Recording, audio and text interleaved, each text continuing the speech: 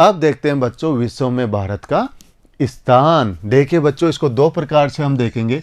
पहला, अक्षांशीय एवं देशांतरीय दृष्टि से विश्व के संदर्भ में भारत की स्थिति। दूसरा, एशिया महाद्वीप में भारत की स्थिति। तो बच्चों पहला देखते हैं अक्षांशीय व देशांतरीय दृष्टि से भारत की स्थिति। तो पहला देखते हैं अक्षांशीय दृष्टिकोण से।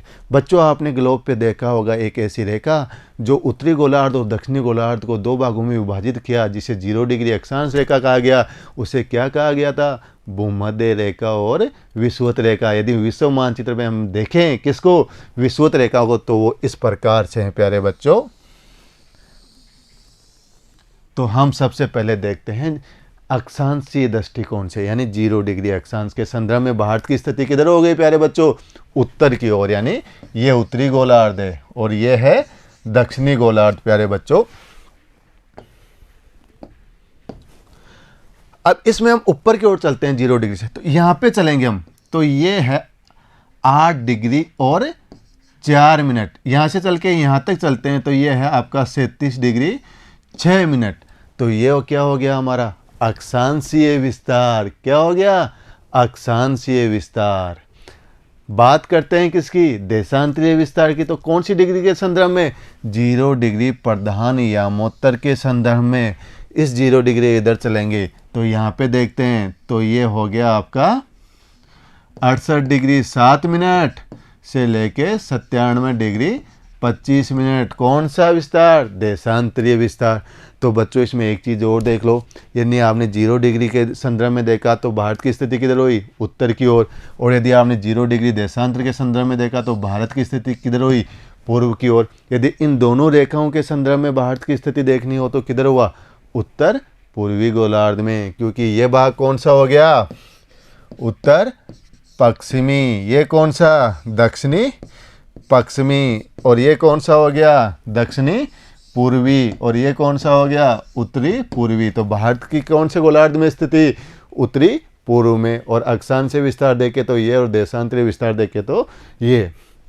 दूसरी बात पे जाते हैं कि एशिया महाद्वीप में स्थिति। तो एशिया महाद्वीप कहाँ पे हैं? ये एशिया महाद्वीप है प्यारे बच्चों।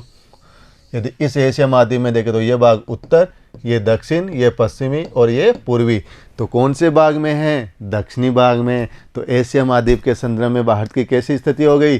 दक्षिण भाग में हो गई। देखो प्यारे बच्चों, अक्षांशीय विस्तार 8 डिग्री 4 मिनट से 37 डिग्री 6 मिनट उत्तरी अक्षांश। प्यारे बच्चों समझ में आ गया कि 8 डिग्री 4 मिनट यहाँ से लेके 37 डिग्री 6 मिनट यहाँ तक कौन सा अक्षांश? उत्तरी अक्षांश। उत्तरी क्यों लगा हुआ है?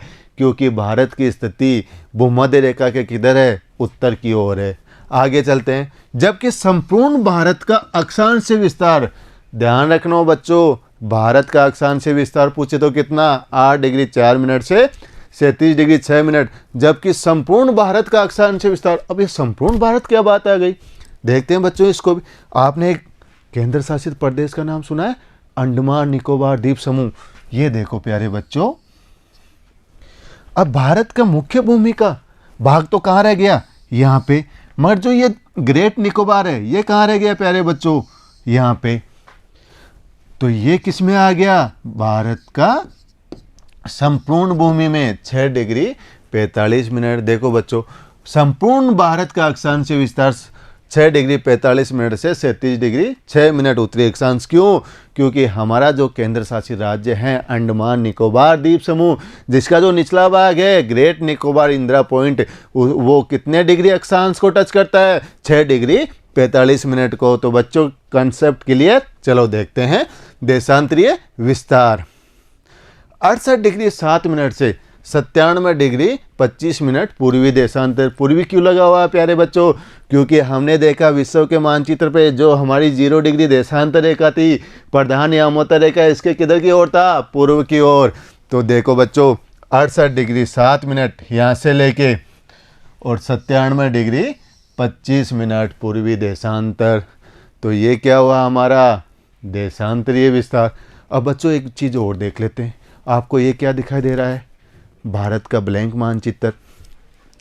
ये कौन सा भाग है प्यारे बच्चों? उत्तरी भाग, उत्तरतम भाग। ये कौन सा है? मुख्य भूमि का दक्षिणी भाग। और ये कौन सा है प्यारे बच्चों? दक्षिणतम भाग। ये कौन सा भाग है? पश्चिमी भाग। और ये कौन सा है? पूर्वी भाग। यानी भारत के चारों कोनों पे कौन कौन सी जगह हैं? तो देखते हैं उत्तरतम भाग पे। तो बच्चों यहाँ पे है इंदिरा कोल। नोट कर लो कौन सा? इंदिरा कोल। कोल कहते हैं बच्चों पर्वतीय दर्रे को। अब बच्चों ये याद रखना, आप पहले की किताबों में पढ़ते हो कि इंदिरा कोल कहाँ पे है? जम्मू कश्मीर में है सर। तो बच्चों आपका ये आंसर होगा रॉन्ग। कैसे? कि जब 5 अगस्त 2019 को हमारे राष्ट्रपति श्री रामनाथ कोविंद जी ने एक संविधान में अनुच्छेद है, आपको पता हो तो, जो किसी राज्य को विशेष श्रेणी का दर्जा देता है, वो अनुच्छेद कौन सा? 370। और धारा 35A को क्या कर दिया गया? हटा दिया गया। और वहाँ पे राज्य पुनर्गठन विधेयक पारित कर दिया गया, जिसमें जम्मू कश्मीर और को 2 केंद्र शासित राज्यों में विभाजित कर दिया गया। एक जम्मू कश्मीर केंद्र शासित प्रदेश होगा, जिसका दिल्ली के तर्ज पे विधानसभा होगी। दूसरा लद्दाख केंद्र शासित प्रदेश होगा, मगर उसमें विधानसभा नहीं होगी। तो प्यारे बच्चों देखिए, ये लद्दाख बना दिया गया और ये जम्मू कश्मीर 2 केंद्र शासित प्रदेश बना दिए गए। तो अब लद्दाख, इंदिरा कोल किस में आ रहा है? लद्दाख में। तो प्यारे बच्चों आपको ऑप्शन में क्या करना है? लद्दाख। कौन? इंदिरा कोल को। क्यों? क्योंकि क्या कर दिया गया? राज्य पुनर्गठन विधेयक। एक चीज़ और देख लो बच्चों, जब राज्य पुनर्गठन विधेयक पारित किया गया तो पहले राज्यों की संख्या कितनी थी? 29। क्यों? इससे पहले कौन सा राज्य बना था? 2 जून 2014 को तेलंगाना। किससे अलग हो गए? आंध्र प्रदेश से अलग हो के। तो राज्यों की संख्या कितनी हो गई थी? 29। तेलंगाना से पहले कितने राज्य बने थे? 3 राज्य। किससे? उत्तर प्रदेश से उत्तराखंड अलग हो गए, बिहार से झारखंड और मध्य प्रदेश से छत्तीसगढ़ अलग हुए थे। कब कब? 1 नवंबर 2000, 9 नवंबर 2000, 15 नवंबर 2000 को। वर्तमान में कितनी संख्या थी? 29। मगर 5 अगस्त 2019 के बाद में हमारे राज्यों की संख्या कितनी हो गई? 28। अब केंद्र शासित प्रदेश 2 बना दिए गए, जम्मू कश्मीर और लद्दाख को। यहाँ देखिए, लद्दाख और जम्मू कश्मीर 2 राज्य दिखाई दे रहे हैं अलग अलग। अब 2 केंद्र शासित प्रदेश बना दिए गए, तो क्या हुआ? केंद्र शासित प्रदेशों की संख्या कितनी हो गई? पहले कितनी थी? 7। कितनी हो गई? 9। मगर प्यारे बच्चों यहाँ भी आप अपनी जानकारी को क्या कर लो? अपडेट। क्योंकि केंद्र शासित प्रदेशों की संख्या कितनी है? 8। कि सर ऐसा क्यों? क्योंकि एक राष्ट्रपति के द्वारा विलय विधेयक पे साइन किए गए। पहले लोकसभा से पारित हुआ, फिर राज्यसभा से पारित हुआ, और अंतिम अनुमोदन के लिए कहाँ पे जाता है? राष्ट्रपति के पास। तो विलय विधेयक में यहाँ पे दादरा नगर हवेली और दमन और दीव 2 केंद्र शासित प्रदेश थे। कौन कौन से? दादरा नगर हवेली और दमन और दीव। इन दोनों को क्या कर दिया गया? मिला दिया गया और एक ही केंद्र शासित प्रदेश बना दिया गया। कौन सा? दादरा नगर हवेली और दमन और दीव। इन दोनों की संयुक्त राजधानी क्या? दमन। उसके बाद में कितने केंद्र शासित प्रदेश रह गए? 8। और राज्यों की संख्या 28। तो बच्चों क्लियर। अब चलते हैं मुख्य भूमि के दक्षिण भाग की तरफ। तो यहाँ पे कितना डिग्री था? 8 डिग्री 4 मिनट। कौन सी जगह? कन्याकुमारी। कहाँ पे? तमिलनाडु में। इस कन्याकुमारी को अंग्रेज केप कोमोरिन के नाम से भी जाना जाता था। कभी ऑप्शन में कन्याकुमारी ना के केप कोमोरिन आए तो आपको क्या करना है? केप कोमोरिन ही कर देना है, क्योंकि कन्याकुमारी का दूसरा नाम क्या है? केप कोमोरिन। अब चलते हैं दक्षिण भाग की ओर। तो बच्चों याद रखना, इंदिरा पॉइंट कहाँ पे? ग्रेट निकोबार के अंदर। इंदिरा कोल कहाँ पे? उत्तर में। और पॉइंट कहाँ पे? दक्षिण में। मेरे प्यारे बच्चों 26 दिसंबर 2004 को सुनामी ने इस पॉइंट को तहस नहस और ध्वस्त कर दिया गया। मगर आज भी दक्षिणतम भाग कौन सा पढ़ना जाता है? इंदिरा पॉइंट। प्यारे बच्चों इसके 2 नाम और है, वो भी अपनी नोटबुक में नोट कर लीजिए। पिग्मेलियन पॉइंट और दूसरा है पार्सन पॉइंट। तो ये हुई मुख्य भूमि की दक्षिणतम भाग की। अब चलते हैं पश्चिमी भाग की। तो प्यारे बच्चों नोट कर लो, गुहार मोती सरक्रिक गुजरात के अंदर, और पूर्वी भाग किबिथु अरुणाचल प्रदेश के अंदर। ये हुई हमारे चारों कोणों की बात। अब चलते हैं आगे की ओर। बच्चों आपने एक चीज़ देखा होगा कि दोनों का अंतर कितना आ रहा है, 29 डिग्री 2 मिनट और 29 डिग्री 18 मिनट। समय निर्धारण किससे किया जाता है, देशांतर रेखा से। तो हम देखते हैं 29 डिग्री 18 मिनट का जो अंतराल आ रहा है, जिसे हम लगभग कितना मानते हैं प्यारे बच्चों, 30 डिग्री का। और 1 डिग्री देशांतर पे कितने का अंतर बताया था, 4 मिनट का अंतर बताया था। तो कितने हो गए, 120 मिनट। और इस 120 मिनट को हम किस में कन्वर्ट करें, आवर में, तो कितने का अंतर हो गया, 2 घंटे का। बच्चों नोट कीजिए कि हमारा जो पूर्वी भाग है कौन सा, 97 डिग्री 25 मिनट किबिथु अरुणाचल प्रदेश, और हमारा जो पश्चिमी भाग है 68 डिग्री 7 मिनट कौन सा, गुहार मोती सरक्रिक गुजरात के अंदर। इन दोनों में सूर्य उदय में 2 घंटे का अंतर आता है। सूर्य उदय पहले किधर होता है, पूर्व की ओर। पूर्व की ओर कौन सा है, अरुणाचल प्रदेश। क्यों, क्योंकि पृथ्वी किधर कैसे घूमती है, पश्चिम से पूर्व की ओर। तो पूर्व का समय क्या होता है, आगे रहता है बच्चों। अब इस 2 घंटे का अंतर आ रहा है, इस 2 घंटे के अंतराल में हमें क्या होगा कि हमारे वहाँ पे तो सूर्य 2 घंटे पहले निकल रहा है, गुजरात में 2 घंटे के बाद में निकल रहा है। तो हमारी घड़ियों में क्या होगा, समय में परिवर्तन हो जाएगा। और समय में परिवर्तन हो जाएगा तो यदि आपको यात्रा करनी है एरोप्लेन से, गुजरात से अरुणाचल प्रदेश जाना है, यानी गुजरात से अरुणाचल प्रदेश आप हवाई यात्रा में 1 घंटा लगता है, मगर आपके सूर्य के अंतर में क्या आ रहा है, 2 घंटे का अंतर। इस समस्या के समाधान से बचने के लिए संयुक्त राष्ट्र संघ के देशों ने एक अंतर्राष्ट्रीय गोष्ठी का आयोजन किया गया, और उसमें जो 0 डिग्री देशांतर थी, जिसको हमने प्रधान यामोत्र माना गया, उसके संदर्भ में सभी देशों में इस समय की समस्या से बचने के लिए सभी देशों के एक मानक रेखा का निर्धारण किया गया।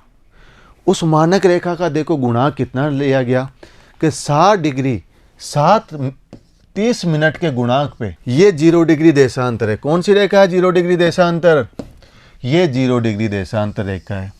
इससे समय आगे रहेगा और इधर पीछे रहेगा। अब 60 डिग्री 30 मिनट के गुणांक को 60 डिग्री और 30 मिनट और मिलाओ तो कितना हो गया, 15 डिग्री। और 15 डिग्री पे कितना आवर हो गया, 1 घंटा। इस 0 डिग्री से 180 डिग्री इधर है और 180 डिग्री इधर है, यानी हम 180 डिग्री पे चलेंगे 15-15 के अंतराल पे, तो यहाँ पे 12 घंटे हो जाएंगे और यहाँ पे 12 घंटे हो जाएंगे। तो एक दिन रात में कितने घंटे होते हैं, 24 घंटे। तो इस 60.5 डिग्री के गुणांक पे उन्होंने हमारी रेखा का निर्धारण किया गया।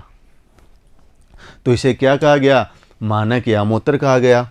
तो इस 15 डिग्री से हम आगे चलते हैं, 15, 30, 45, 60, 75 और 90। और भारत का अक्षांश विस्तार कितना था प्यारे बच्चों, 68 डिग्री 7 मिनट से 97 डिग्री 25 मिनट।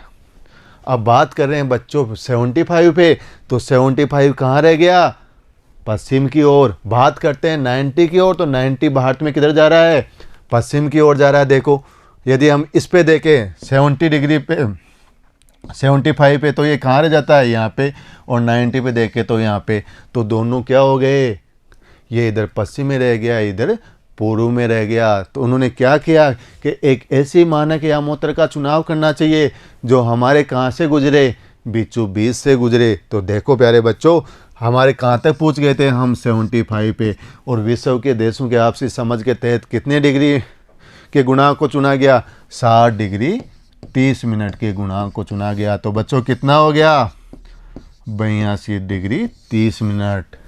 इसलिए हमने कितनी डिग्री रेखा के मानक यामोत्र चुना, 82 डिग्री 30 मिनट को।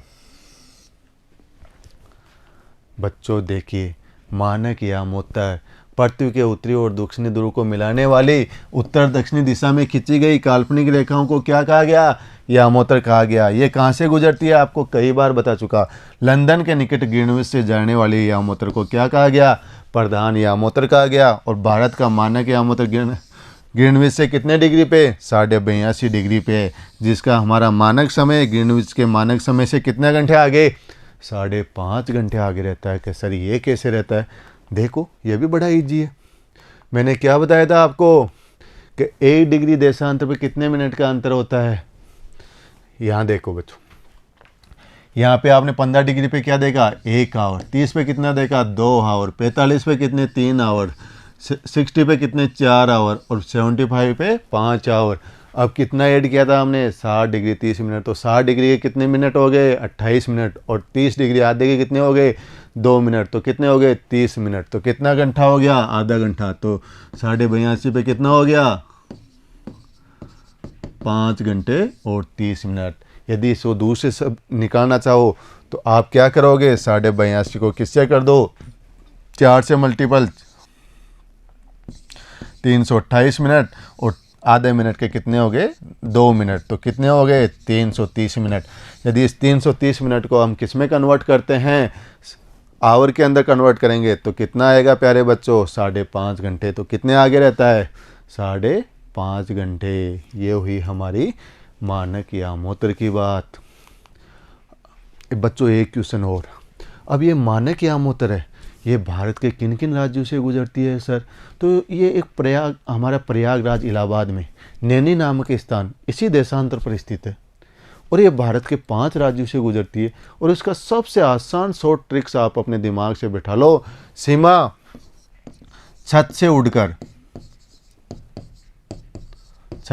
उड़कर मध्य में उतर गई। देखो प्यारे बच्चों, सीमांध्र छत से छत्तीसगढ़ उड़कर उड़ीसा, मध्य प्रदेश, कहाँ उतर गई, उत्तर प्रदेश में। कितने राज्य हो गए, 5 राज्य, उत्तर प्रदेश, छत्तीसगढ़, उड़ीसा, आंध्र प्रदेश और मध्य प्रदेश है। कितने राज्यों से, 5 राज्यों से। सीमा छत से उड़कर मध्य में उतर गई, सीमांध्र, छत्तीसगढ़, मध्य प्रदेश, उड़ीसा और उत्तर प्रदेश। एक क्वेश्चन और बच्चों आपने पहले डिस्कस किया था, जब क्या पढ़े थे, कटिबंध के कर्क रेखा भारत की कहाँ से गुजरती है, बीचों बीच से, इसलिए दक्षिणी भाग किस में आया था, उष्ण कटिबंध में, और ऊपरी भाग किस में आया था, शीतोष्ण कटिबंध में। तो ये कर्क रेखा प्यारे बच्चों, ये भारत के 8 राज्यों से होकर गुजरती है। कितने राज्यों से, 8 राज्यों से। इसकी भी ट्रिक से आप ये नोट कर लो, राम जाके 6 पंगु मित्र, 6 पंगु मित्र। राजस्थान प्यारे बच्चों, मध्य प्रदेश, झारखंड, छत्तीसगढ़, पश्चिमी बंगाल, गुजरात, मिजोरम और त्रिपुरा। हो गए 8 राज्य। राम जाके 6 पंगु मित्र, राजस्थान, मध्य प्रदेश, झारखंड, छत्तीसगढ़, पश्चिमी बंगाल, गुजरात, मिजोरम और त्रिपुरा।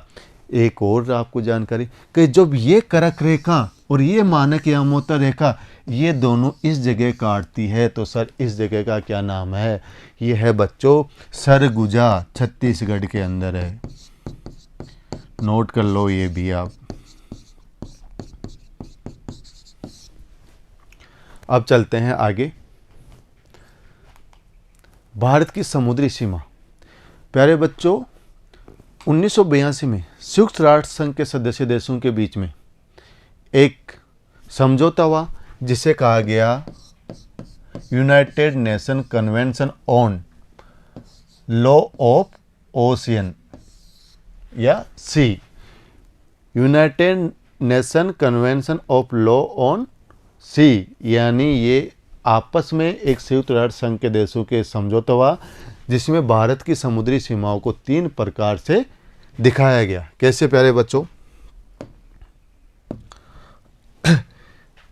हमारी जो तटीय सीमा है, जलीय सीमा जिसे बोलते हैं, गुजरात से लेके पश्चिमी बंगाल, जो 9 राज्यों में फैली हुई है, जो 9 राज्य इसको टच करते हैं। ये जो हमारी जो रेखा है इसे हम कहते हैं आधार रेखा। और जैसे हम समुद्र में किसी की दूरी नापते हैं तो वो नापते हैं नॉटिकल मील या समुद्री मील में। तो बच्चों देखते हैं कि इस आधार रेखा से हम 12 समुद्री मील चलते हैं। कितना मील? 12 समुद्री मील। ये है 12 समुद्री मील। तो इसे कहेंगे हम प्रादेशिक समुद्री सीमा। कौन सी सीमा? प्रादेशिक समुद्री सीमा। इस 12 नॉटिकल मील में भारत को संपूर्ण अधिकार प्राप्त है। इससे आगे चलते हैं हम कितना, 24 नॉटिकल मील पे। तो इसमें भारत को राजकोषीय अधिकार, सीमा शुल्क अधिकार और प्रदूषण नियंत्रण से संबंधित अधिकार प्राप्त है। इससे हम आगे चलते हैं 200 नॉटिकल मील पे। इसको जो 24 नॉटिकल मील है इसे अविच्छिन्न मंडल या संलग्न सीमा कहते हैं। और यदि हम थर्ड की बात करें जिसको 200 नॉटिकल मील है तो इसे कहते हैं हम EEZ, एक्सक्लूसिव इकोनॉमिक जोन, अनन्य आर्थिक क्षेत्र। इस 200 नॉटिकल मील तक भारत क्या कर सकता है? नए द्वीपों का निर्माण कर सकता है, प्राकृतिक संसाधन है उनका दोहन कर सकता है और कोई भी अनुसंधान कार्य कर सकता है। तो ये हुई हमारी भारत की समुद्री सीमा 3 प्रकार से। देखिए बच्चों, प्रादेशिक समुद्री सीमा से भारत का सीमा अंतर्गत क्षेत्र आगे समुद्र की ओर 12 समुद्री मील लगभग 21.9 किलोमीटर यानी 12 नॉटिकल मील है। उसको कन्वर्ट किस में किया? किलोमीटर में। तो कितना आया? 21.9 किलोमीटर। कैसे प्यारे बच्चों? यानी 1 नॉटिकल मील बराबर होता है 1.8 किलोमीटर। यानी 1 समुद्री मील के बराबर कितना किलोमीटर? 1.8 किलोमीटर। इसका क्षेत्र का उपयोग भारत को संपूर्ण अधिकार प्राप्त है, यानी इसमें कुछ भी कर सकता है। दूसरी सीमा हमने देखी अविच्छिन्न मंडल या संलग्न क्षेत्र। आधार रेखा के समुद्र से 24 समुद्री मील तक का क्षेत्र। कितना मील तक का क्षेत्र? 24 समुद्री मील तक का क्षेत्र। अविच्छिन्न मंडल सीमा जिसमें राजकोषीय अधिकार, सीमा शुल्क और प्रदूषण नियंत्रण से संबंधित अधिकार प्राप्त है। थर्ड है अनन्य आर्थिक क्षेत्र। आधार रेखा से 200 समुद्री मील तक का क्षेत्र जिसमें खनिज संपदा, सागरीय जल शक्ति और अनुसंधान का अधिकार प्राप्त है। यहाँ पे हमारे मुंबई के अंदर यहाँ पे है मुंबई हाई बेसिन, जो किस में आता है? अनन्य आर्थिक क्षेत्र में आता है। अब एक बॉक्स में आपको दिखा रखा है कि एक मानक मील बराबर कितना होता है? 63,360 इंच होता है। एक समुद्र मील बराबर कितने इंच होते हैं? 72,960 इंच होते हैं। और एक मानक मील में कितने किलोमीटर होते हैं? तो लगभग 1.6 किलोमीटर होते हैं। और एक समुद्री मील में कितना किलोमीटर होता है? तो 1.8 किलोमीटर होता है। भारत का कुल क्षेत्रफल 32.8 लाख वर्ग किलोमीटर है, जो विश्व के स्थलीय क्षेत्रफल का कितना प्रतिशत है बच्चों? 2.4% है। तो इस प्रकार भारत विश्व का 7वां बड़ा देश है। यानी भारत से 6 ऐसे बड़े देश है जो ज़्यादा क्षेत्रफल रखते हैं। वो देश कौन कौन से हैं? रूस, कनाडा, संयुक्त राज्य अमेरिका, चीन, ब्राज़ील, ऑस्ट्रेलिया और भारत। इन देशों को हम विश्व मानचित्र पे भी देख लेते हैं बच्चों, ध्यान रखना। रूस, कनाडा, संयुक्त राज्य अमेरिका। रूस एशिया महाद्वीप में, कनाडा संयुक्त राज्य अमेरिका कहाँ पे? उत्तरी अमेरिका महाद्वीप में। चाइना एशिया महाद्वीप में, ब्राज़ील दक्षिणी अमेरिका महाद्वीप में। ऑस्ट्रेलिया, अब ऑस्ट्रेलिया कौन से महाद्वीप में? ऑस्ट्रेलिया अपने आप में एक महाद्वीप भी है और देश भी है। और भारत, तो भारत कौन से महाद्वीप में? एशिया महाद्वीप में। ग्राफ पेपर पे भी देख लीजिए, रूस, कनाडा, संयुक्त राज्य अमेरिका, चीन, ब्राज़ील, ऑस्ट्रेलिया और भारत। ये हुई हमारी भारत से बड़े देश किसमें? क्षेत्रफल में। अब देखते हैं भारत की लंबाई और चौड़ाई। यदि हम उत्तर से दक्षिण भारत की क्या देखें? लंबाई देखें, 8 डिग्री 4 मिनट से 37 डिग्री 6 मिनट। तो कितनी है प्यारे बच्चों? 3,214 किलोमीटर। यदि हम पश्चिम से पूर्व की ओर लंबाई चौड़ाई देखें तो कितनी है बच्चों? 68 डिग्री 7 मिनट से 97 डिग्री 25 मिनट तक 2,933 किलोमीटर। अब आप देख रहे हो कि जो हमने लंबाई देखी 3,214 किलोमीटर और जो चौड़ाई देखी हमने 2,933 किलोमीटर। तो इस दूरी में अंतर का क्या कारण है? तो बच्चों आपने पढ़ा था अक्षांश और देशांतर। एक अक्षांश से दूसरे अक्षांश के बीच की दूरी कितनी देखी थी? 111.12 या 13 किलोमीटर। और देशांतरों के बीच की दूरी 111.32 किलोमीटर।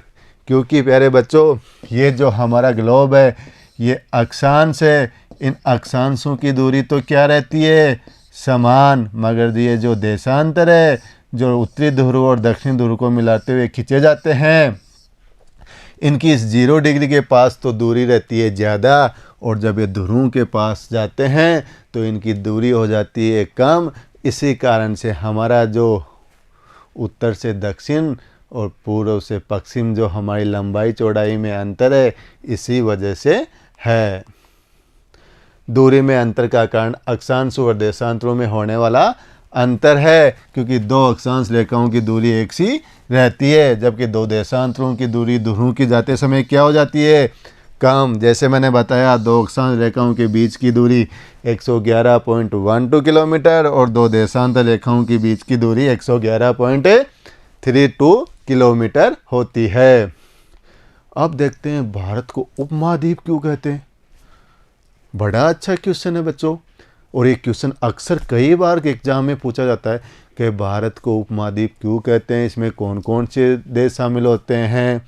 तो देखो बच्चों, उत्तर में ऊंचे पर्वत, मैंने बताया था किसी ग्लोब और मानचित्र का ऊपरी भाग कौन सा, उत्तरी भाग, तो कि उत्तर में ऊंचे पर्वत हिमालय पर्वत क्या है, हिमालय पर्वत है, काराकोरम, लद्दाख, जास्कर। और यहाँ पे कौन सी बड़ी बड़ी नदियां हैं, गंगा नदी, सिंधु नदी, ब्रह्मपुत्र नदी जिसे चीन में सांगबो कहते हैं, यहाँ पे बड़ी बड़ी नदियां भी बहती है। उत्तर में ऊंचे पर्वत, गंगा, ब्रह्मपुत्र, महानदी, कृष्णा, गोदावरी, कावेरी जैसी बड़ी नदियां हैं कहाँ, भारत में। उत्तरी पूर्वी और दक्षिणी भारत में वन आच्छादित पहाड़ियाँ। अब देखो उत्तरी पूर्वी, ये उत्तरी पूर्वी भाग है जिसमें गारो, काशी, जयंतियाँ क्या है, पहाड़ियाँ है। दूसरा क्या था, दक्षिणी भारत में वन आच्छादित पहाड़ियाँ हैं। दक्षिणी भारत में नीलगिरी, अन्नामलाई, अन्नाईबुडी, ये क्या है, पहाड़ियाँ है, और यहाँ पे क्या वन ज़्यादा है। पश्चिम में मरुस्थलीय रेत के विस्तृत फैलाव है बच्चों, कौन से भाग में, पश्चिम में। पश्चिम किधर, इधर की तरफ, कौन सा, थार का मरुस्थल जिसे भारतीय महामरुस्थल भी कहते हैं। उत्तर पूर्व में पूर्वांचल पहाड़ियाँ और दक्षिण में विशाल हिंद महासागर से। देखते हैं प्यारे बच्चों, इधर कौन सा, अरब सागर, इधर बंगाल की खाड़ी, किसके भाग है ये, हिंद महासागर के। तो क्या कह रहा है कि दक्षिण में विशाल हिंद महासागर से सीमांकित एक वर्ध भौगोलिक इकाई है, इसलिए इसे हम सब कॉन्टिनेंट या भारतीय उपमहाद्वीप कहते हैं। आ गया बच्चों समझ में। अब देखते हैं इसमें कौन कौन से देश शामिल है। ये भारत को समेत 5 देश शामिल है बच्चों इसमें, पाकिस्तान, नेपाल, भूटान, बांग्लादेश और भारत। कितने देश, 5 देश शामिल है। पाकिस्तान, नेपाल, भूटान, बांग्लादेश और भारत आते हैं। बच्चों कंसेप्ट क्लियर। चलो आगे बढ़ते हैं। भारत की सीमाएं। प्यारे बच्चों, भारत जो देश है ये एक स्थलीय सीमा बनाता है और एक जलीय सीमा बनाता है। गुजरात से लेके पश्चिमी बंगाल तक ये स्थलीय सीमा बनाता है। इधर गुजरात से लेके पश्चिमी बंगाल तक ये क्या बना रहा है, जलीय सीमा बना रहा है। जब स्थलीय सीमा की बात करते हैं तो ये स्थलीय सीमा है 15,200 किलोमीटर, और जलीय सीमा की बात करते हैं तो ये है 6100 किलोमीटर। और यदि इसमें लक्षद्वीप और अंडमान निकोबार द्वीपों को भी जोड़ देते हैं तो ये हो जाती है 7,516.6 किलोमीटर। तो देखते हैं प्यारे बच्चों भारत की स्थलीय सीमा। भारत की कुल स्थलीय सीमा की लंबाई गुजरात से पश्चिमी बंगाल तक कितनी, 15,200 किलोमीटर। यहाँ से प्रारंभ होकर यहाँ तक। जो 7 देशों से अंतर्राष्ट्रीय सीमा बनाता है, कितने देशों से, 7 देशों से। नोट कर लो, पहला पाकिस्तान, दूसरा अफगानिस्तान, तीसरा चीन, चौथा नेपाल, पांचवा भूटान, छठा म्यांमार और सातवां बांग्लादेश। जिनमें Nepal 1751 kilometre, Bhutan 699 kilometre, Myanmar 1643 kilometre के साथ सीमा क्या है, प्राकृतिक। जबकि बांग्लादेश 4096.7 किलोमीटर, सबसे ज़्यादा सीमा दिख रहा है बच्चों कितना, 4096.7 किलोमीटर, यानी सबसे ज़्यादा स्थलीय सीमा कौन से देश के साथ, बांग्लादेश के साथ। चीन 3488 किलोमीटर, पाकिस्तान 3323 किलोमीटर व अफगानिस्तान 106 किलोमीटर के साथ कृत्रिम है, मानव के द्वारा बनाई हुई है। जैसे पाकिस्तान के साथ कौन सी, रेड क्लिफ रेखा। भारत और पाकिस्तान पहले क्या थे, दोनों देश एक थे, मगर 1947 में रेड क्लिफ द्वारा क्या बना दी गई, एक सीमा बना दी गई जिसे रेड क्लिफ रेखा कहा गया। यही सीमा रेखा किसके साथ कहलाती है, बांग्लादेश के साथ, क्योंकि बांग्लादेश पहले किसका हिस्सा था, पाकिस्तान का, जिसे क्या कहते थे, पूर्वी पाकिस्तान। अफगानिस्तान के साथ डुरंड रेखा और चीन के साथ मैकमोहन रेखा। अब देखते हैं भारत के पड़ोसी देश। भारत के पड़ोसी देश आप देखिए कितने हैं, 7 पड़ोसी देश है और 2 क्या है, समुद्र के अंदर पड़ोसी देश है। कौन कौन से, श्रीलंका और मालदीव। अब देखते हैं जैसे भूटान, भूटान के साथ कौन कौन से राज्य लगते हैं। देखो बच्चों भूटान, आपको भूटान दिख रहा है कहां पे, यह है भूटान। इस भूटान के साथ देखो आप, इधर क्या लग रहा है, सिक्किम एक, इधर क्या लग रहा है, अरुणाचल प्रदेश, इधर क्या लग रहा है, असम, और इधर क्या लग रहा है, पश्चिमी बंगाल। तो कितने राज्य, 4 राज्य, अरुणाचल प्रदेश, पश्चिमी बंगाल, असम और सिक्किम। दूसरा देखते हैं पाकिस्तान। पाकिस्तान के साथ कौन कौन सा, गुजरात, राजस्थान, पंजाब, 3 राज्य और 2 क्या, केंद्र शासित प्रदेश। बताया था ना केंद्र शासित प्रदेश कैसे बने, जम्मू कश्मीर और लद्दाख। तो देखते हैं पंजाब, गुजरात, राजस्थान, जम्मू कश्मीर व लद्दाख। चलते हैं चीन के पास। चीन, लद्दाख, हिमाचल प्रदेश, उत्तराखंड और सिक्किम और अरुणाचल प्रदेश। देखो बच्चों, हिमाचल प्रदेश, अरुणाचल प्रदेश, सिक्किम, लद्दाख और उत्तराखंड। फिर चलते हैं नेपाल के पास। तो नेपाल के पास देख लेते हैं उत्तराखंड, उत्तर प्रदेश, बिहार, पश्चिमी बंगाल और सिक्किम। उत्तर प्रदेश, बिहार, पश्चिमी बंगाल, सिक्किम और उत्तराखंड। म्यांमार को देखते हैं, अरुणाचल प्रदेश, नागालैंड, मणिपुर और मिजोरम। अरुणा की मम्मी, अरुणाचल प्रदेश, नागालैंड, मणिपुर और मिजोरम। फिर चलते हैं किसके पास, बांग्लादेश के पास। बांग्लादेश, पश्चिमी बंगाल, असम, मेघालय और फिर असम। कई बार क्वेश्चन पूछा जाता है कि बांग्लादेश के साथ वो कौन सा राज्य है जो 2 बार सीमा बनाता है, यहाँ भी सीमा बना रहा है, यहाँ भी सीमा बना रहा है। देखो पश्चिमी बंगाल, असम, मेघालय, फिर असम का हिस्सा, फिर त्रिपुरा और फिर मिजोरम। और बांग्लादेश और त्रिपुरा के बीच की जो रेखा है उसको जीरो लाइन भी बोलते हैं। ये हुआ पश्चिम बंगाल, असम, मेघालय, त्रिपुरा और मिजोरम। और अफगानिस्तान के पास लद्दाख, पहले जम्मू कश्मीर आता था मगर अब क्या हो जाएगा, लद्दाख। ये हुई हमारे भारत के पड़ोसी देश, यानी इन देशों के साथ कौन कौन से राज्य सीमा बनाते हैं। रेड क्लिप आपको बताई मैंने, भारत और पाकिस्तान के बीच और भारत और बांग्लादेश के बीच। मैकमोहन भारत और चाइना के बीच, डुरंड रेखा भारत और अफगानिस्तान के बीच सीमा रेखा बनाता है।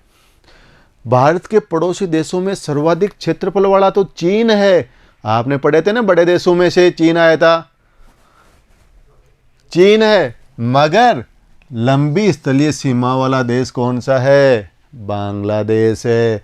श्रीलंका और मालदीव हिंद महासागर में स्थित 2 क्या है, द्वीपीय देश है, जो भारत के क्या है, पड़ोसी है। श्रीलंका भारत से क्या, मन्नार की खाड़ी और पाक जल संधि के द्वारा अलग होता है। ये पाक जल संधि है और यही मन्नार की खाड़ी, आगे बताएंगे आपको। ये मन्नार की खाड़ी और ये पाक जल संधि। अब खाड़ी और जल संधि में क्या अंतर है ये भी देखेंगे आगे अपन। अब देख लेते हैं भारत की तटीय सीमा, कहाँ से, गुजरात से लेके पश्चिमी बंगाल तक कितने राज्य, 9 राज्य, और यदि केंद्र शासित प्रदेश कितने, 4, टोटल 13। चलो देखते हैं। भारत की भूमि की कुल तटीय भाग की लंबाई 6100 किलोमीटर है। कितनी, गुजरात से लेके पश्चिमी बंगाल तक कितना, 6100 किलोमीटर। कुल द्वीपों समेत तटीय भाग की लंबाई 7516। यदि किसको, लक्षद्वीप और अंडमान द्वीपों को भी शामिल कर दिया जाए तो कितना, 7516.6 किलोमीटर। मुख्य भूमि लक्षद्वीप 132 किलोमीटर और अंडमान 1962 किलोमीटर भी इसमें शामिल है। किसमें, 7516.6 में। अब देखते हैं गुजरात 1, महाराष्ट्र 2, गोवा 3, कर्नाटक 4, केरल 5, तमिलनाडु 6, आंध्र प्रदेश 7, उड़ीसा 8 और वेस्ट बंगाल 9। कितने तटीय राज्य हो गए, 9। और सबसे ज़्यादा किसकी, गुजरात की, और सबसे कम किसकी, गोवा की। ये भी याद रख लो, गोवा की सबसे कम और गुजरात की सबसे ज़्यादा। उसमें किसकी ज़्यादा, बांग्लादेश की, और सबसे कम अफगानिस्तान की। 9 राज्य तटरेखा से घटते क्रम में, गुजरात हो गया, आंध्र प्रदेश, तमिलनाडु, महाराष्ट्र, उड़ीसा, केरल, कर्नाटक, पश्चिम बंगाल, गोवा। अब देखते हैं खाड़ी व जल संधि में अंतर। खाड़ी किसे कहेंगे और जल, खाड़ी जल का वह भाग जो तीनों तरफ से किससे गिरा हुआ हो, जल से गिरा हुआ हो। ये अपन देखते हैं क्या, दक्षिणी भारत को, तो इधर जल, इधर जल, इधर जल, और ये क्या, स्थलीय भाग। जल का वह भाग जो 3 तरफ स्थल से गिरा हो, एक भाग मुहाना समुद्र में मिला हुआ हो, तो उसे क्या कहेंगे, खाड़ी कहेंगे।